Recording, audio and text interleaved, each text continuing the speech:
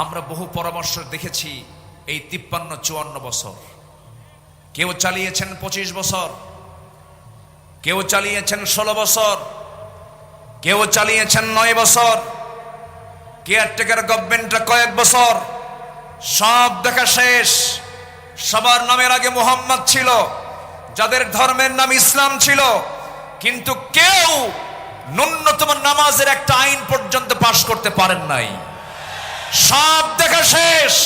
আগামীর দেশ হলো ইসলামের দেশ, কোরআনের দেশ। রাজি আছেন কারা কারা? হাত উঁচু করে দেখান মুসলমান।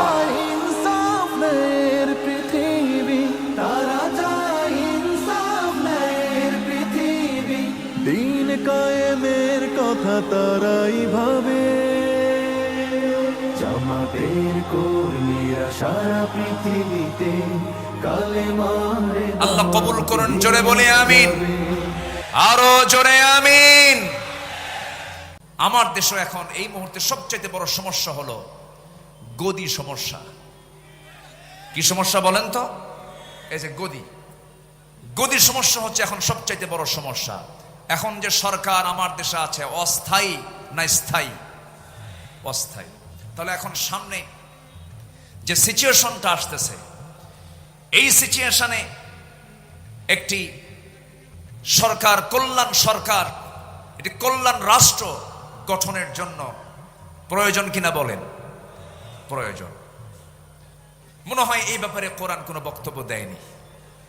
আসতে বলে, কোরআনে ব্যাপারে বক্তব্য আছে না নাই? আসতে বলবেন না, আছে না নাই? মুক্ত মনে ভালো করে কথা বলতে দেয়নি 16 বছর। এই মঞ্চ থেকে আমি আব্দুল্লাহ আমিন, আমাকে কতবার যে ধরছে হিসাব নাই। মাহফিল শেষে প্রশাসন ধরে নিয়ে চলে গেছে থানায়। সম্মানিত বন্ধুগণ, অসংখ্য আলেমকে ধরে জেলখানায় তাদেরকে রাখা হয়েছে। বিশেষ করে একজন ব্যক্তির নাম না নিলে অনেক বড় কৃপণতা হয়ে যাবে। এদেশের তাফসীর মাহফিল অঙ্গনের নক্ষত্র, কিংবদন্তি, সুপারস্টার, মরহুম মকবুর শহীদ আল্লামা দেলাওয়ার হোসেন সাইদ রাহিমাহুল্লাহ। সম্মানিত ভাইয়েরা, আলেমদের অবদান কি শুনুন, একটু বলি। 2009 সালে আমার জীবনের প্রথম হজ ছিল। আমি 2009 সালে হজে যাই। সেই বছর ছিল আল্লামা সাইদ রাহিমাহুল্লাহর জীবনের শেষ হজ। সেই হজ তার জীবনের শেষ হজ ছিল। রয়্যাল গেস্ট হয়ে তিনি গিয়েছিলেন হজে। মিনা, মুজদালিফা, আরাফা, একই বছর হজে ছিলাম। হুজুরকে প্রশ্ন করা হলো, হুজুর দেশের অবস্থা খুবই খারাপ। টিপাই মুখে বাঁধের আন্দোলন তখন চলছিল সিলেটের দিকে। সেই সময় তাকে বলা হলো, দেশে আন্দোলন চলছে, ওইদিকে মামলাও রেডি হয়ে গেছে, ট্রাইব্যুনাল গঠন হচ্ছে, আপনার মনে হয় এই দেশেই থেকে যাওয়া ভালো হবে। সৌদি গভর্নমেন্ট আপনাকে নাগরিকত্বও দিবে, আপনি দেশে থেকে যান। উনি মুস্কি হাসি মেরে বললেন, সাইদি পালায়া থাকে না। কি সাইদি পালায়া থাকে না?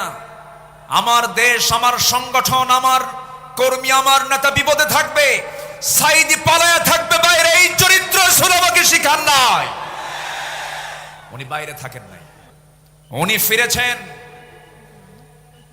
সাহসিকতা নিয়ে ফিরেই তিনি 2010 সালের 30 জুন গ্রেফতার হয়েছেন। সেই 2010 সালের 30 জুন 2023 সালের 13 আগস্ট, এই 13 বছরের মতো এই দীর্ঘ সময় তিনি যে জেলখানায় ছিলেন, তার মুখে কি কখনো হতাশার কোনো ছাপ দেখতে পেয়েছেন আপনারা? শেষ বিদায়ের সময় তার মুখে কি কান্না ছিল না হাসি ছিল? তিনি হেসে বিদায় নিয়েছেন। গোটা জাতিকে তিনি কাঁদিয়ে রেখেছেন। সম্মানিত ভাইয়েরা, যার বক্তৃতা শুনে অসংখ্য পথহারা মানুষ পথের দিশা পেয়েছে। অবাধ্য সন্তান বাপমার সেবা করা শিখেছে তার বক্তৃতা শুনে। সেই দেশ গড়ার, সেই নাগরিক তৈরি করার মহান এই কারিগর আল্লামা সাইদিকে 13 বছর শুধু জেল নয়, ছেলে রেখে, শুধু জেলখানায় নয় হাজতে রেখে অবর্ণনীয় সীমাহীন অত্যাচার করা হয়েছে রিমান্ডে নিয়ে। চোখের পানিতে জায়নামাজ ভিজেছে, চোখের পানিতে জেলখানার বালিশ ভিজেছে। সম্মানিত ভাইয়েরা, সম্মানিত বন্ধুগণ, শেষমেশ এই পাশবিক শক্তি দিল্লির প্রেসক্রিপশনে চিকিৎসার নাম করে হসপিটালে নিয়ে ইমাম আবু হানিফার সেই একই পথ ধরে তাকে বিষ প্রয়োগ করে শহীদ করা হয়েছে। তাফসীর মাহফিলের এই প্ল্যাটফর্ম থেকে আমরা স্পষ্ট ভাষায় জানান দিতে চাই, অবিলম্বে আল্লামা সাঈদীর যারা খুনি তাদের চূড়ান্ত শাস্তি নিশ্চিত করা হোক। রাজি আছেন কারা কারা? হাত উঁচু করে দেখান মুসলমান।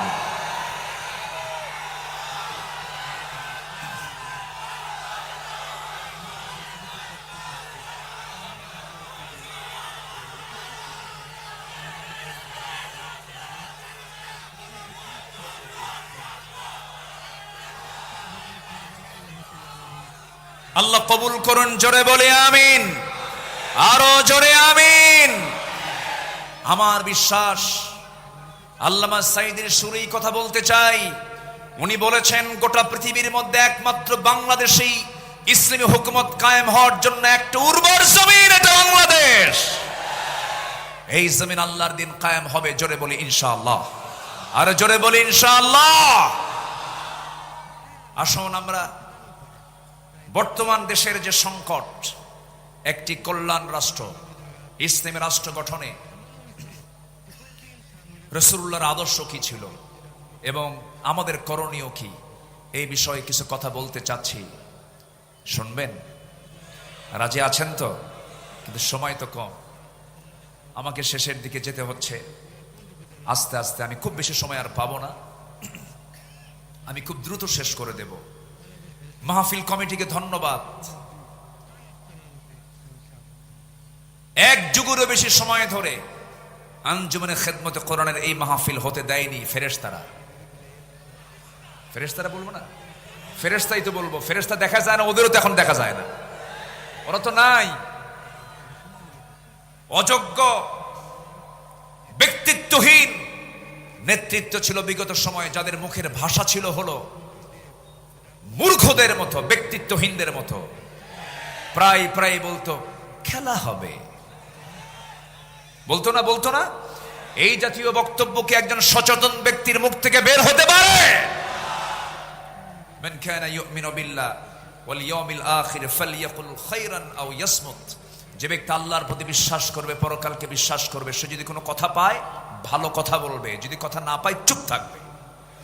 চুপ থাকাটাও নাজাত। বহু লম্বা সময় আমার নবী মাঝে মাঝে চুপ থাকতেন, কোনো কথাই বলতেন না। যত কথা কম যার জীবনে, গুনাহ তার জীবনের সবচাইতে কম। ইসলামী রাষ্ট্র গঠনের রাসূলের আদর্শ কি ছিল? নাম্বার 1, আমার নবীজির ইসলামী রাষ্ট্রের 1 নম্বর দিক ছিল হলো তিনি যা প্রতিষ্ঠা করেছেন, এর মধ্যে 1 নম্বর হলো তাওহীদকে তিনি প্রতিষ্ঠা করেছেন। জোরে বলি সুবহানাল্লাহ। কি প্রতিষ্ঠা করেছেন? তাওহীদ। আল্লাহ রাব্বুল আলামিন বলেন, কুল ইন্নামা ইউহি ইলাইয়া আন্নামা ইলাহুকুম ইলাহুন ওয়াহিদ ফাহাল আনতুম মুসলিমুন। সূরাতুল আম্বিয়া 108 নম্বর আয়াত।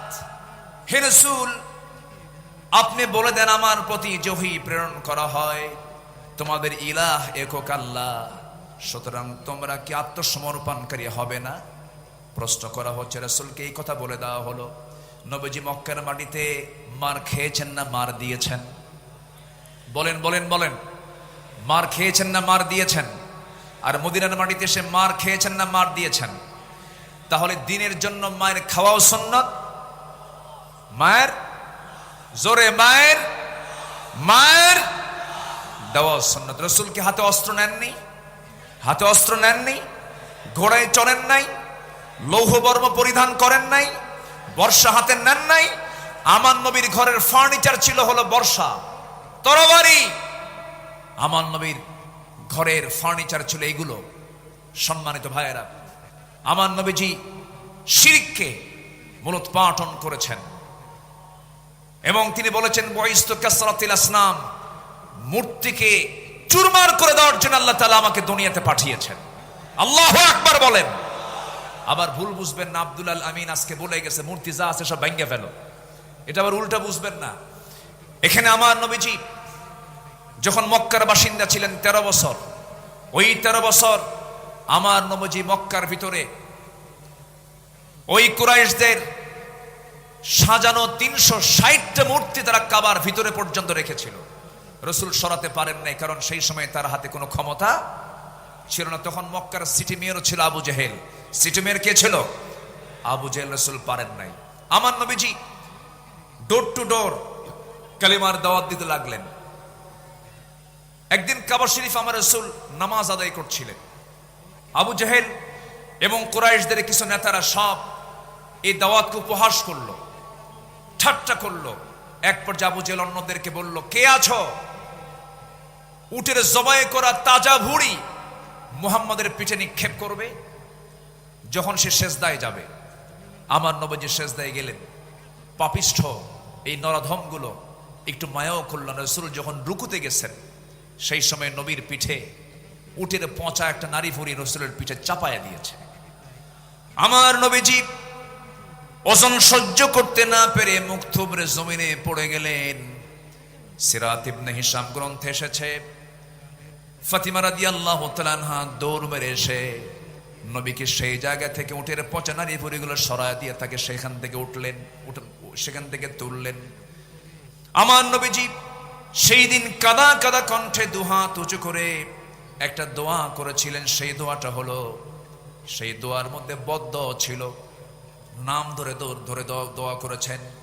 তিনি বলেছেন, আল্লাহ আমর ইবনু হিশাম ওরফে আবু জাহেল, উতবা ইবনু রবিআ, শাইবা ইবনু রবিআ, ওলীদ ইবনু উতবা, উমাইয়া ইবনু খালফ, উকবা ইবনু আবু মুআত, উমরা ইবনু ওয়ালিদ, এদেরকে পাকড়াও করো, এদেরকে তুমি আল্লাহ ধ্বংস করো। নবীর যেই সেই বদদোয়া কবুল হতে বেশি সময় লাগে নাই, সবগুলো তার কিছুদিনের ব্যবধানে বদরের প্রান্তরে বদর কূপের মধ্যে সবগুলো জাহান্নামে চলে গেছে। সেই নবীজি মক্কা বিজয়ের পর কাবা ঘরে ঢুকে সমস্ত মূর্তিকে ভেঙ্গে ফেলে সেই রাষ্ট্রে তিনি তাওহীদ প্রতিষ্ঠা করে সফল হয়েছেন। আল্লাহু আকবার বলেন। তিনি কখনো শিরককে প্রশ্রয় দেননি। আমাদের করণীয় কি? এই প্রেক্ষাপটে সমাজ এবং রাষ্ট্রে প্রচলিত শিরক ইসলাম বিরোধী পদক্ষেপের বিরুদ্ধে সকল মুসলিম এক হয়ে সোচ্চার হতে হবে। তাওহীদের শিক্ষা ও বার্তা আমাদের পরিবার, সমাজ, রাষ্ট্র সব জায়গায় ছড়িয়ে দিতে হবে। আন্তর্জাতিক পর্যায়ে ইসলামিক মিডিয়া, শক্তিশালী লেখনী, অনলাইন প্ল্যাটফর্মের মাধ্যমে বিশ্বব্যাপী তাওহীদ প্রতিষ্ঠায় একটি শক্তিশালী প্রেক্ষাপট তৈরি করতে হবে। নাম্বার 2, একটি ইসলামী রাষ্ট্র গঠনের রাসূলের আদর্শ কি ছিল? আমার রাসূল যে রাষ্ট্র গঠন করেছেন তার 2 নাম্বার দিক ছিল হলো সকল হিংসা দূর করে সেখানে তিনি ভ্রাতৃত্ব প্রতিষ্ঠা করেছিলেন। জোরে বলি সুবহানাল্লাহ। আল্লাহ রাব্বুল আলামিন বলেন, ইন্নামাল মুমিনুনা ইখওয়াতুন ফাআসলিহু বাইনা আখাওয়াইকুম ওয়াত্তাকুল্লাহ। সূরাতুল হুজুরাত আয়াত নাম্বার 10। আল্লাহ পাক বলছেন, নিঃসন্দেহে মুমিনরা হলো পরস্পরের ভাই ভাই। কোনো কিছু যদি সমস্যা হয়ে যায় তোমরা ইসলাহ করে নেবে, পরস্পরে তোমরা ঠিকঠাক করে নেবে। সাবধান, ওয়াত্তাকুল্লাহ, আল্লাহকে ভয় করো, ভ্রাতৃত্বের বন্ধন যেন কখনো নষ্ট না হয়। জোরে বলি সুবহানাল্লাহ। আমার নবীজি মদিনায় যখন মুহাজির এবং আনসারদের মধ্যে ভ্রাতৃত্বের সম্পর্ক স্থাপন করেন, তাদের মাঝে একটি ইসলামী রাষ্ট্র প্রতিষ্ঠার জন্য একটি দৃঢ় ভিত্তি তৈরি করেছিলেন। কিন্তু এমনকি সেই সময় রাসূল বদরে অংশগ্রহণ করেছেন, উহুদে অংশগ্রহণ করেছেন, খন্দকে অংশগ্রহণ করেছেন। কিন্তু হুনাইন যুদ্ধের পর একটা প্রবলেম হয়েছিল। সেই প্রবলেমটা হলো হুনাইন যুদ্ধের শেষে আমার রাসূল কুরাইশ এবং অন্যান্য আরব গোত্রগুলোকে প্রচুর পরিমাণ গনিমত বন্টন করে দিলেন। যুদ্ধলব্ধ সম্পদগুলোকে বন্টন করলেন, আনসারদেরকে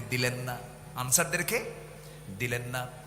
এই দৃশ্য যখন আনসারদের মনে মনে এই দৃশ্য যখন অবলোকন করলেন, আনসাররা মনে মনে তারা দুঃখ প্রকাশ করলেন, দুশ্চিন্তাগ্রস্ত হয়ে পড়লেন। এমনকি তাদের মধ্য থেকে একজন বলে ফেললেন, আল্লাহর কসম, রাসূল তার নিজ কওমের সঙ্গে মিশে গেছেন।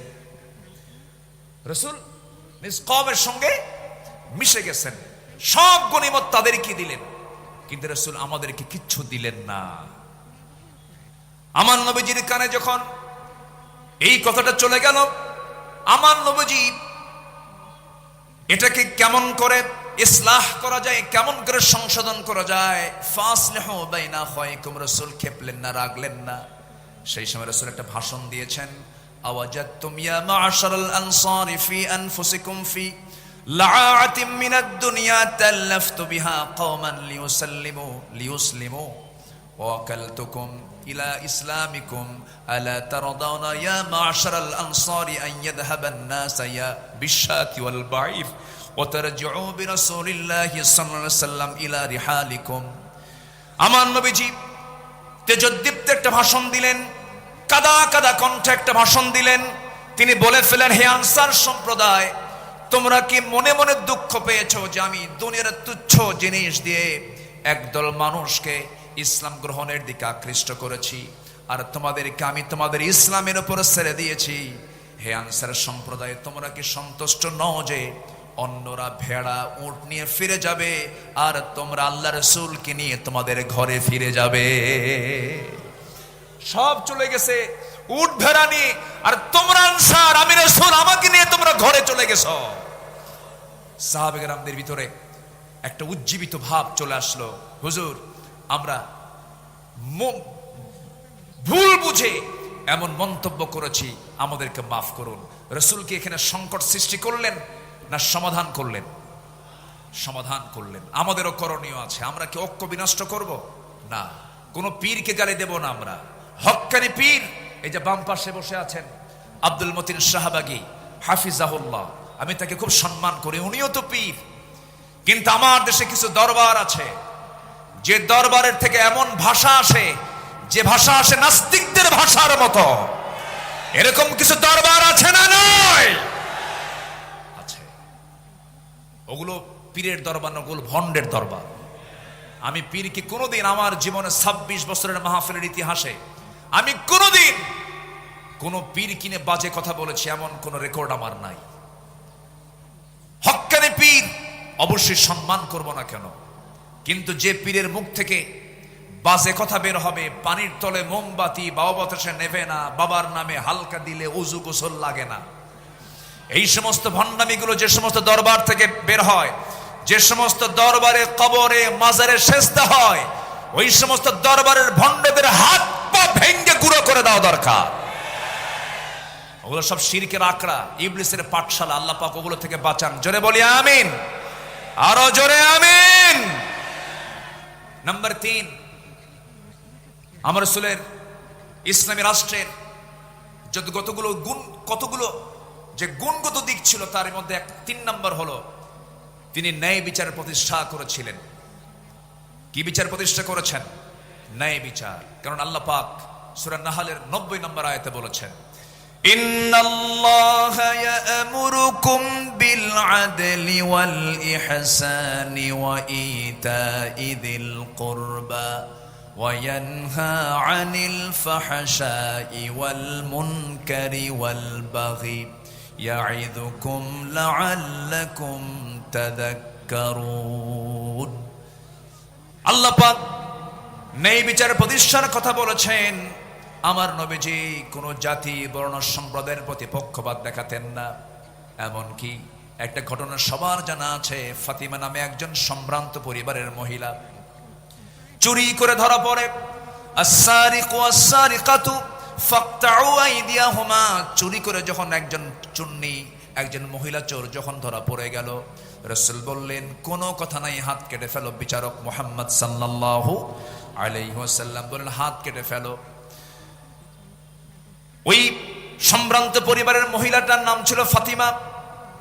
তার বংশের লোকজন সব সাইয়েদনা ওমর ফারুকের কাছে এসে বলছে, ওমর ফারুক রাদিয়াল্লাহু তাআলা আনহু, তোমার কথা আমাদের রাসূল শুনবেন। একটু আমাদের জন্য সুপারিশ করা যায় কিনা। তিনি বললেন ঠিক আছে আমি যাব। নবীর সামনে গিয়ে দাঁড়ালেন, রাসূলকে লক্ষ্য করে বলছেন, ইয়া রাসূলুল্লাহি, দেখুন তো সম্ভ্রান্ত পরিবারের যেহেতু একজন মহিলা হাত কাটলে কেমন হয়, মান সম্মানটা নষ্ট হয়ে যায়। আমার নবীর সেই সময় রক্তিম আকারের চেহারা ধারণ হলো, রাসূলের চেহারা লাল হয়ে গেল এবং তিনি বলে ফেললেন, আল্লাহি লাউ আন্না ফাতিমাতা বিনতে মুহাম্মাদিন সারাকাত লাকাতাতু ইয়াদাহা, আল্লাহর কসম করে বলি, যদি এই মুহূর্তে ওই ফাতিমা না হয়ে যদি বিশ্বনবী মুহাম্মদ বিন আব্দুল্লাহর যদি কলিজার টুকরা মেয়ে ফাতিমা যদি চুরি করে ধরা পড়তো, আমি রাসূল সবার চোখের সামনে এনে আমি রাসূল নিজে আমি আমার মেয়ের হাত কেটে দিতাম। জোরে বলি আল্লাহু আকবার। আইন সবার জন্য কি? আইন সবার জন্য কি? সমান। নাম্বার 4 হলো সামাজিক দায়িত্ব এবং দরিদ্রদের সহযোগিতা ছিল আমার রাসূলের, মানে একটি রাষ্ট্রের অন্যতম একটা বৈশিষ্ট্য ছিল। সামাজিক দায়িত্ব এবং দরিদ্রদের সহযোগিতায় তিনি ব্যস্ত থাকতেন, কারণ অফি আমওয়ালিহিম হাক্কুল লিসাইলি ওয়াল মাহরুম। রাসূল এত দান করতেন, তার দানটা এত বেশি ছিল, তিনি বলেছেন আমার কাছে যদি উহুদ পরিমাণ সমান সোনা থাকতো, লাউ কানা লি মিসলু উহুদিন যাহাবান, তাহলে পছন্দ নয় যে তিনি 3 দিন অতিবাহিত হওয়ার পর তার কিছু অংশ আমার কাছে থাকুক, এটা আমি পছন্দ করতাম না, 3 দিনই সব শেষ করে দিতাম। আল্লাহু আকবার। তিনি এত পরিমাণ তিনি দান করতেন, ডান হাতে বাম হাতে যা ছিল সব তিনি দিয়ে দিতেন। রাসূল যখন মারা যাবেন, আম্মা জান আয়েশা রাদিয়াল্লাহু তাআলা আনহা রাসূলকে তার উরুতে শোয়ায় রেখেছেন। আমার নবীজি দুনিয়া থেকে বিদায় নেবেন, বিদায় লগন যখন চলে এসেছে, রাসূল বলছেন, আয়েশা রে, আমি মনে হয় বাঁচব না, দুনিয়া থেকে বিদায় নিয়ে নেব। ওরে আয়েশা, আমি যদি দুনিয়া থেকে বিদায় নিয়ে নি, আমার ঘরে কোনো সম্পদ থাকুক আমি চাই না। অতএব আমি তোমাকে জানায় দিচ্ছি, দেখো তো ঘরের মধ্যে কোনো কিছু আছে নাকি। তন্ন তন্ন করে খুঁজে বের করা হলো 6টা স্বর্ণের টুকরা হাতের তালুতে নিয়ে রাসূল বললেন, আয়েশা, এতটুকু সম্পদ আমি দিন প্রতিষ্ঠার কাজে আমি দান করে দুনিয়া থেকে বিদায় নিতে চাই। জোরে বলে সুবহানাল্লাহ। আমার নবীজি বসে আছেন, একদিন একজন নবীর কাছে বুরদা চাদর নিয়ে আসলেন, এটি পরার জন্য দিলেন। রাসূল সেই বুরদা নামক চাদরটা এমন ভাবে গ্রহণ করলেন যা তার খুব প্রয়োজন ছিল, গায়ে জড়ায়া নিলেন। এক সাহাবী চাদরটা দেখে বলছেন, হুজুর, আপনি যদি কিছু না মনে করেন আমি চাদরটা আমার পছন্দ, আপনি আমাকে দিবেন কিনা। রাসূল মুস্কি হাসি মেরে সঙ্গে সঙ্গে তার পছন্দের চাদরটা তার গায়ে দিয়ে দিলেন। আমার নবীজি দিয়ে দিলেন, অবলীলায় দিয়ে দিলেন, কোনো আফসোস করলেন না। পরে একজন সাহাবী, যে লোকটা চাদর চেয়েছিল, যে সাহাবী তাকে জিজ্ঞাসা করলেন, ও ভাই, নবীর পছন্দের সেই চাদরটা তোমার নেওয়ার কি দরকার ছিল, তুমি কি রাসূল থেকে সেটা কেন চেয়ে নিলা? তিনি বলছেন, আল্লাহর কসম করে বলি, দুনিয়ার কোনো পার্থিব স্বার্থের জন্য নয়, বরকতের জন্য আমি নিয়েছি। কারণ আমি ওসিয়ত করতে চাচ্ছি এই চাদরটা যেন আমার কাফনের কাপড় হয়। জোরে বলি সুবহানাল্লাহ। বুখারী শরীফের 6036 নম্বর হাদিস এটা। সম্মানিত ভাইয়েরা, এই জন্য আমরা উদার হব সামাজিক কাজে, দরিদ্রদের ব্যাপারে আমরা উদার হব। জোরে বলি ইনশাআল্লাহ। নাম্বার 5, রাষ্ট্রীয়ভাবে ইসলামী শিক্ষা প্রতিষ্ঠিতকরণ। অকুর রব্বি জিদনি ইলমা। আমার রাসূল যুদ্ধবন্দীদের মুক্তি দিতেন শিক্ষার বিনিময়ে। আল্লাহু আকবার বলেন। এমন রেকর্ড আছে না নাই? রাসূল শিক্ষার জন্য খুবই নিবেদিত প্রাণ ছিলেন। নাম্বার 6, আন্তর্জাতিক সম্পর্ক স্থাপন। আল্লাহ রাব্বুল আলামিন বলেন, وَإِن جَنَحُوا لِلسَّلْمِ فَاجْنَحْ لَهَا وَتَوَكَّلْ عَلَى اللَّهِ إِنَّهُ هُوَ السَّمِيعُ الْعَلِيمُ। সূরা আনফাল আয়াত নাম্বার 61। যদি তারা সন্ধির প্রতি ঝুঁকে পড়ে, তাহলে তুমিও তার প্রতি ঝুঁকে পড়ো এবং ভরসা করো কার উপরে? আসতে বলবেন না, কার উপরে? আমার নবী মদিনা রাষ্ট্র থেকে তিনি রোম সম্রাট হেরাক্লিয়াসকে চিঠি লিখেছেন, মিম মুহাম্মদ সাল্লাল্লাহু আলাইহি ওয়াসাল্লাম ইলা হেরাকালকে লক্ষ্য করে তিনি চিঠি লিখেছেন, আসলিম, আত্মসমর্পণ করো। এই যে জোরালো একটা চিঠি তার কাছে লিখে দিলেন রোম সম্রাট হেরাক্লিয়াস। এই চিঠিখানা পড়ে সভাসদবৃন্দকে ডাক দিয়ে বলতেছে, ও সভাসদবৃন্দ, এই যে চিঠিখানা যার পক্ষ থেকে এসেছে, মদিনার রাষ্ট্রের রাষ্ট্রপতি মুহাম্মদ সাল্লাল্লাহু আলাইহি ওয়াসাল্লামের পক্ষ থেকে এসেছে। এই চিঠির ভাষা প্রমাণ করে হেরাক্লিয়াসের পায়ের নিচের এই মাটির অংশ মুহাম্মদ একদিন দখল করে ছাড়বে। জোরে বলি আল্লাহু আকবার। আমরা কোনো রাশাকে ভয় পাবো না, আমরা কোনো পরাশক্তিকে ভয় পাবো না। রাশা বাঁচাবে না, আমেরিকা বাঁচাবে না, হিন্দুস্তান বাঁচাবে না, কেউ আমাকে বাঁচাবে না, কেউ আমাকে রক্ষা করতে পারবে না। আমাকে বাঁচাবেন তিনি কে? তার বড় প্রমাণ কোন গোয়েন্দা সংস্থার রিপোর্টে ছিল না 5 আগস্টের এই প্রেক্ষাপট তৈরি হবে। এটা করে দিয়েছেন তিনি কে? আসতে বলেন তিনি কে? যুব সমাজ, এই রক্তকে ভোলা যাবে না। নবীর আদর্শ উজ্জীবিত হও। তোমার হাতে আগামীর বাংলাদেশ, আগামীর নেতৃত্ব তোমার হাতে। কোন চোর, বেঈমান, চরিত্রহীন, লম্পট, চাঁদাবাজদের হাতে কোন নেতৃত্ব আমরা দেব না। আল্লাহ কবুল করুন। জোরে বলি আমিন, আরো জোরে আমিন। নাম্বার 7, বিপদে আপদে সংগ্রামের সমস্ত পরিস্থিতিতে মহান আল্লাহর উপরে পূর্ণ তাওয়াক্কুল করা, মহান আল্লাহর সাহায্যের ওয়াদা, এটা ছিল নবীর রাষ্ট্রের একটি গুরুত্বপূর্ণ দিক। রাসূল সবসময় ভরসা করতেন কার উপরে? আসতে বলবেন না, কার উপরে? আমার বিজয় কার হাতে? বিয়াদিকাল খাইর, সব কল্যাণ কার হাতে? অতুইজ্জু মান তাশা ওয়া তুযিল্লু মান তাশা, কার হাতে? আল্লাহর হাতে। ইদহুমা ফিল গার ইদ ইয়াকুলু লিসাহিবিহি লা তাহজান ইন্নাল্লাহা মা'ানা ফাআনজালাল্লাহু সাকিনাতাহু আলাইহি ওয়া আইয়াদাহু বিজুনুদিন লাম তারাওহা। আল্লাহু আকবার বলেন। সম্মানিত ভাইয়েরা, সময় কম, আমি সামারাইজ করে বলছি। নাম্বার 8, ন্যায়ের পথে নিজেকে অবিচল রাখা। পরিবার ও সমাজে ন্যায় শৃঙ্খলা প্রতিষ্ঠা করা ছিল রাসূলের রাষ্ট্রের একটি গুরুত্বপূর্ণ নীতি, একটি মূল নীতির একটি অংশ ছিল। আমরাও এদিকে খেয়াল করব। জোরে বলি ইনশাআল্লাহ। নাম্বার 9 হচ্ছে পরামর্শ ভিত্তিক নেতৃত্ব। নেতৃত্ব হবে একক না পরামর্শের ভিত্তিতে? বলেন, আমার রাসূলের রাষ্ট্রের একটি গুরুত্বপূর্ণ অংশ ছিল রাসূল এমনকি স্ত্রীর কাছ থেকেও পরামর্শ নিয়েছেন। আল্লাহু আকবার বলেন। সম্মানিত ভাইয়েরা, সম্মানিত দ্বীনি বন্ধুগণ, আর 2টা পয়েন্ট আমি বলতে চাচ্ছি। নাম্বার 10 হচ্ছে রাসূল সাল্লাল্লাহু আলাইহি সাল্লাম রাস্তাতে লাগলো এবং তার চোখ দিয়ে অশ্রু গড়িয়ে পড়ল। রাসূল উটটির কাছে গিয়ে তার মাথায় হাত বুলিয়ে আদর করলেন এবং উটটি কান্না থামালো। তিনি জিজ্ঞেস করলেন, এই উটের মালিক কে? আমার নবীজি উটটির মাথায় হাত রাখলেন, কান্না থেমে গেল। রাসূল প্রশ্ন করলেন, মার রাব্বু হাদাল জামাল লিমান হাদাল জামাল?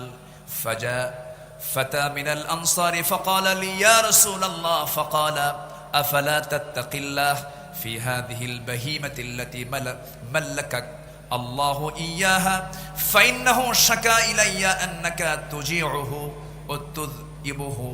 রাসূল বললেন, শোনো, তুমি যে এই উটটাকে না খেয়ে রেখেছো, উট আমার কাছে এসে নালিশ দিল, তুমি নাকি তাকে খেতে দাও নাই, তাকে ক্ষুধার্ত রেখেছো। রাসূল এমন রাসূল ছিলেন যার রাষ্ট্রে একটা উটের খবরও আমার রাসূল রেখেছেন। জোরে বলি সুবহানাল্লাহ, জোরে বলি আল্লাহু আকবার। আমরা এমন রাষ্ট্রকে আমরা আমাদের দেশে দেখতে চাই। আল্লাহ কবুল করুন। জোরে বলি আমিন। নাম্বার 11 হলো জাতীয় এবং আন্তর্জাতিক পর্যায় থেকে আসা সকল হুমকি, ভয়ভীতিকে তোয়াক্কা না করে দিন প্রতিষ্ঠার সংগ্রামে আল্লাহর উপরে পূর্ণ আস্থা এবং দৃঢ়তা নিয়ে চলা। সকল আস্থার জায়গা আমাদের একটাই, সেটা হচ্ছে তিনি কে? আসতে বলবেন না, তিনি কে? নাম্বার 12 হলো ছোট পরিসর থেকে বড় পরিসর, প্রতিটি স্থানে তাকওয়া ভিত্তিক নেতৃত্ব গড়ে তোলা। কি ভিত্তিক? বলেন, কি ভিত্তিক? তাকওয়া ভিত্তিক নেতৃত্ব গড়ে তোলা। যেই নেতৃত্বে তাকওয়া থাকবে। সাইয়েদনা ওমর ফারুক অসুস্থ হয়ে পড়লেন। অসুস্থ হয়ে তার মধুর প্রয়োজনের জন্য তিনি বললেন, না, আমি মধু দিয়ে সুস্থ হতে চাই না। মধুর প্রয়োজন, কিন্তু আমার জনগণ সবাই তো মধু খেতে পারে না। আমাকে যদি অনুমতি দেওয়া হয় মধু পান করব। চিন্তা করে দেখুন কি পরিমাণ তাদের মধ্যে জনগণের জবাবদিহিতার চিন্তা মাথায় ছিল। আমার বন্ধুগণ, ওমর ফারুকের কথা যদি শুরু হয়ে যায় সহজে তো শেষ হওয়ার কথা নয়, বহু আলোচনা ছিল। সাইয়েদনা ওমরের মতো একটা শাসক আল্লাহ পাক আমার দেশে আল্লাহ পাক দিয়ে দেন। জোরে বলি আল্লাহুম্মা আমিন, আরো জোরে আল্লাহুম্মা আমিন। আমি কথা আর সামনের দিকে বাড়াতে পারছি না। আমার পরবর্তী মেহমান, আমার অত্যন্ত কাছের, আমার হৃদয়ের, আমার অগ্রজ, দেশ বরেণ্য আলেমে দ্বীন,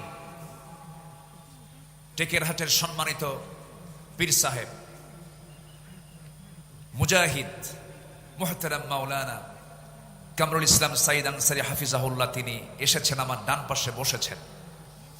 আমি আর এক সেকেন্ডও বাড়াবো না, যতটুকু হয়েছে আমরা বলে ফেলি আলহামদুলিল্লাহ, জোরে বলি আলহামদুলিল্লাহ। সম্মানিত উপস্থিতি, আমি সবার কাছে দোয়া চাই, সবাইকে আমার জন্য দোয়া করবেন।